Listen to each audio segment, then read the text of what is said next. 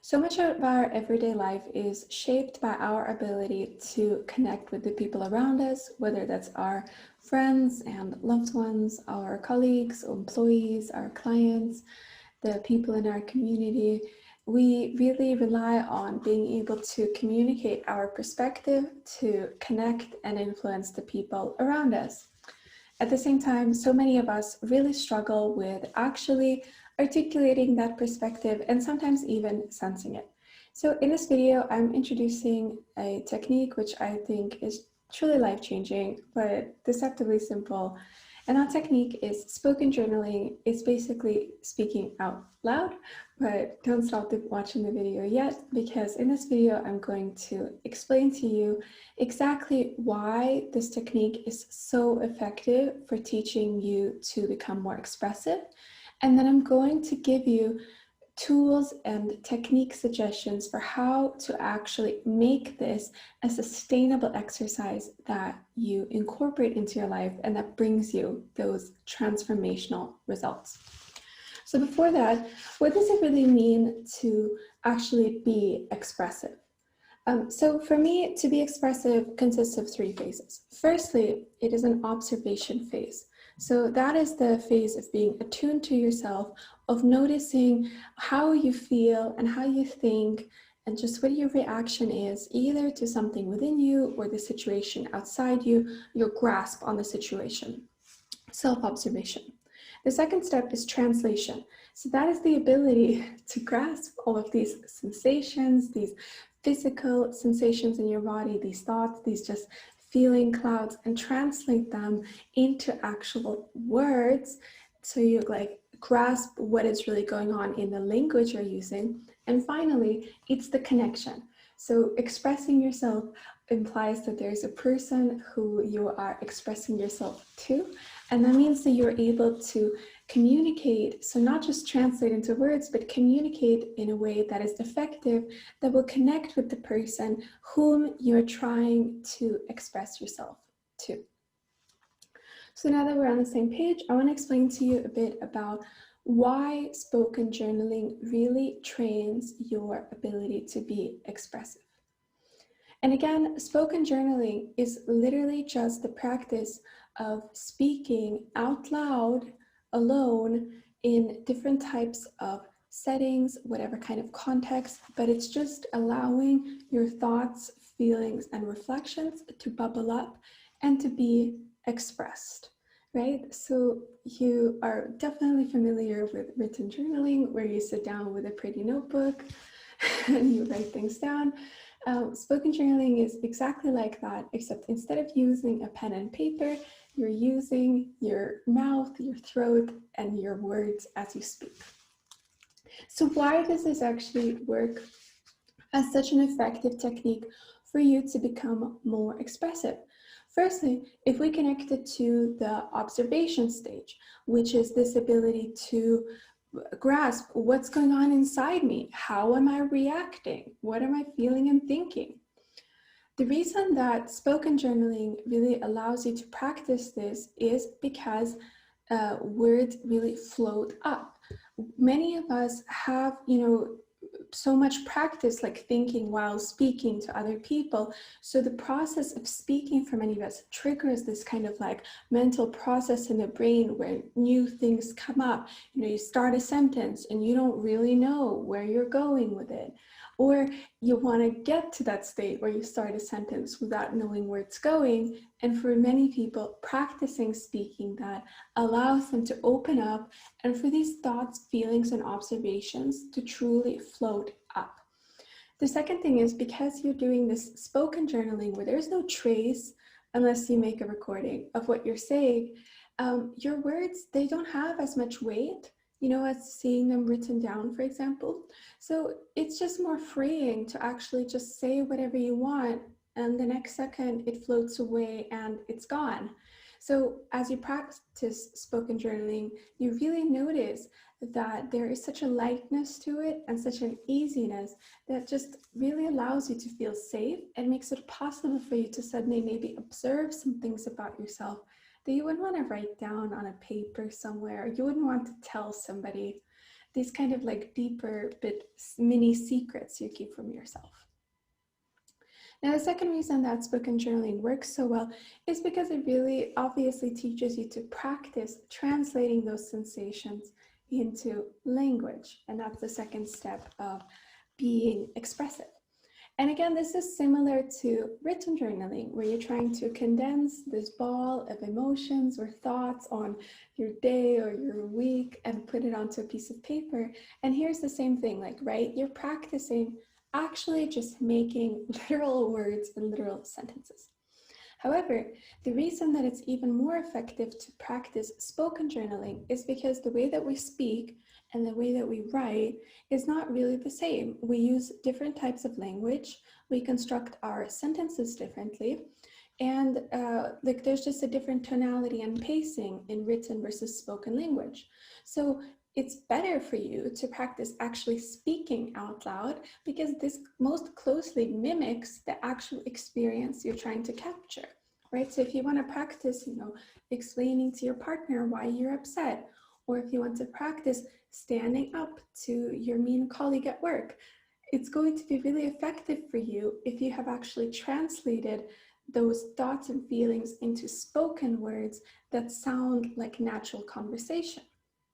I've mentioned this in a previous video, but many of us just don't have as much practice as we would like actually getting to express ourselves with words, because we just not really talk that much as people. So we're falling behind, because not talking as much leads to, being less free with our words, means not talking as much, being even more limited. So you want to turn that spiral the other way and create this positive feedback loop where you're constantly increasing your confidence in your abilities to be able to get the things said. Now, I'm not saying that, just try it a few times and you'll realize you know how to speak perfectly. But at the same time, it's just logical that the more you actually try putting things into words, the more you will sense like, okay, but this was really good. But this was really like this exactly how I feel. Or like, oh, this is like how I feel, but it sounds so awkward, right? So it allows you to actually feel what those words feel like in your mouth and what you think about them. And that allows you to train yourself to be better at this translation of your thoughts, images, experiences, feelings into the spoken language. And then the final reason why spoken journaling is so good for this expression is because, again, it really leads you to a higher likelihood of actually connecting with somebody. So many of us are so used to just swallowing our thoughts, the feelings, reactions, our questions during the day.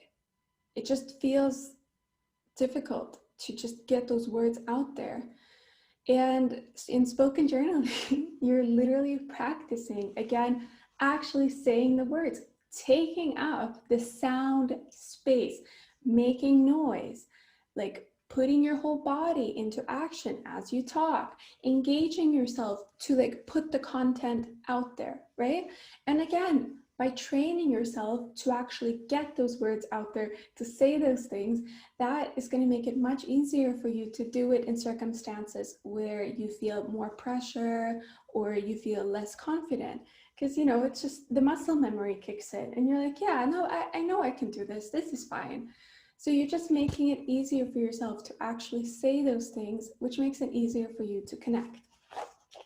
So spoken journaling really touches on increasing your ability to observe yourself, increasing your ability to translate this observation into words, and increasing your ability to actually connect with other people and express yourself.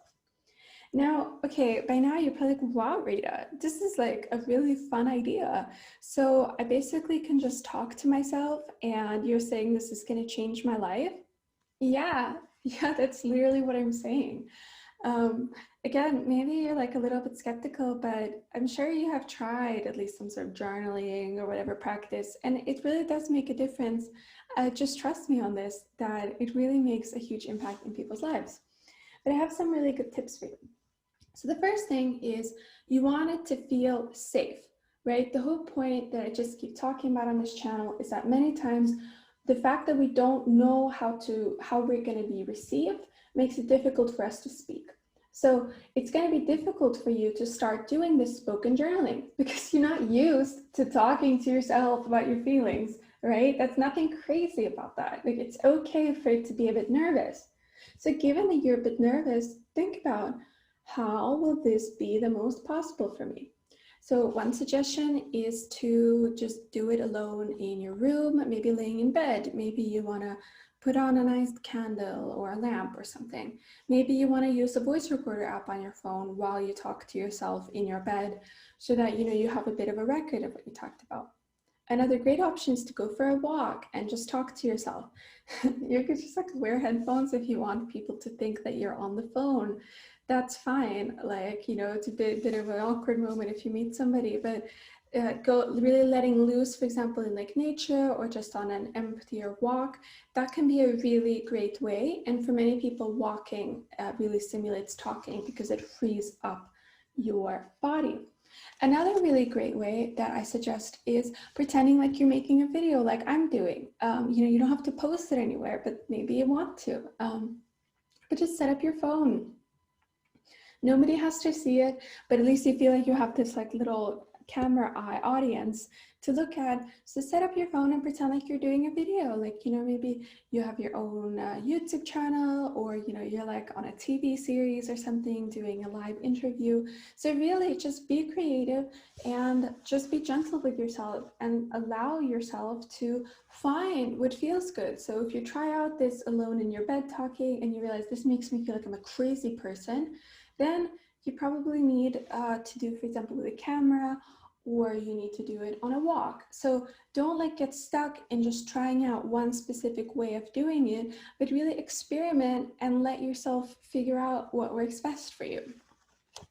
So that's the first step, is to figure out the safe way. The second thing I think that you should really, the important part of the technique is to set a timer. So usually when we first start doing these kind of spoken or vocal journaling, you would just feel really awkward, right? And most people are taught not to talk to themselves. So it's going to be a bit weird. And you may also feel like, well, I just don't have anything to say. That's okay. Set your timer for 5 minutes. That's plenty. You can do 10 minutes if you like.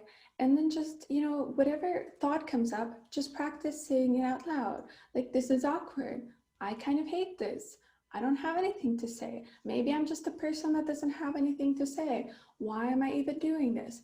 That's okay. Like, whatever comes up is fine, because, and like, also, maybe you realize that, you just hate the exercise and you never want to do it. But most usually, I think that you will find that it's just an initial awkwardness that wears off, and having this timer gives you a clear endpoint. But until the timer comes off, just practice saying the things out loud. Now, the next step, so besides the timer, to really maximize your success, is give yourself a question to answer. So my go-to question when I introduce this technique for clients is to think about their day and like, what was the most memorable moment of their day. So whatever emotion or thing that we're working with, usually I want to ask them to focus on that. So like, at what moment did you feel the most self-critical today? Or at what moment was your most confident? Whatever, just choose one moment of the day and let yourself summarize that moment. Let yourself talk about how you feel about it. Let yourself reflect, just, for those 5 minutes. And again, you might be surprised. You will be surprised by how much you have to actually say once you're allowing yourself to say it.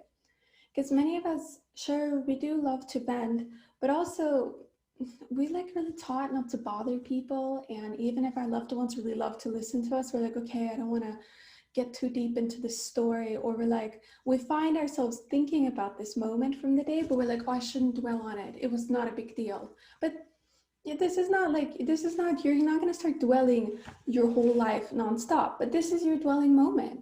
So it's very liberating to actually give yourself time to go deep into whatever moment happened that day that was really memorable for you, and just let yourself explore it without feeling like, oh, I shouldn't, I mustn't, I need to do this. This is your time, and it can be really beautiful. And like I said, it's a great opportunity to learn more about yourself. Then I want to say another tip is for you to be really consistent. So I really urge you to try this technique if you want to be more expressive. And that means that I really recommend you actually set aside time for it.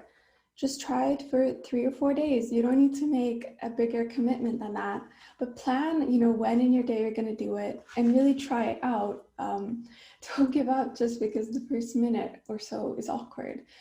Give yourself this opportunity, and you will also see how much you start looking forward to this little me talking moment during the day. So, yeah, the consistency is key.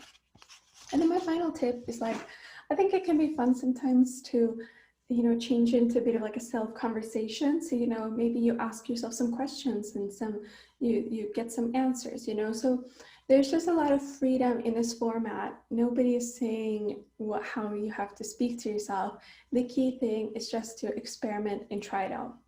So that's about it for today. If you are interested in this topic of being more expressive and you haven't seen my video about how to talk more, then I really encourage you to check that one out. Have a great day.